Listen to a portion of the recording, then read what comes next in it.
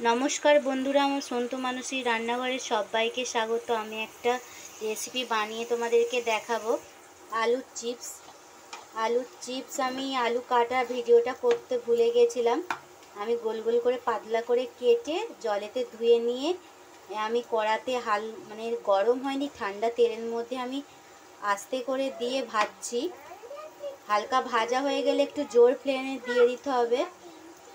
জোরে দিয়ে আমি একটু লাল করে কড়া করে ভেজে নেব। গোল গোল করে আমি আলু কেটে নিয়েছি। দেখো বন্ধুরা, হালকা পরিমাপে একটু অল্প হলুদ দিয়েছি। হলুদ দিয়ে আমি কড়া করে একদম ভেজে নিচ্ছি। দেখেছো বন্ধুরা, আমি লাল করে ভেজে নিচ্ছি। আর একটু হলে আমার হয়ে যাবে মুচমুচে আলুর চিপস। এইতে আমি নুন দিইনি, এখন দেবো না নুন, আমি পরে নুন দেব। এটাকে গোল করে কেটে নিয়ে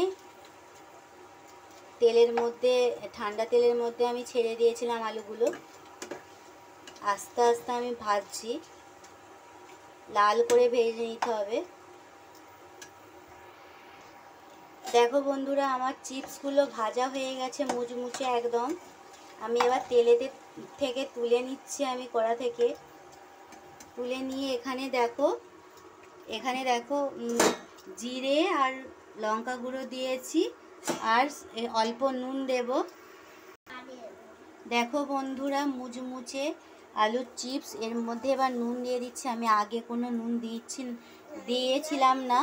হলুদ গুঁড়ো আর লঙ্কা গুঁড়ো আর জিরে গুঁড়ো আমি আগে অল্প একটু তেলে হলুদ গুঁড়ো দিয়েছিলাম কালার আসার জন্য।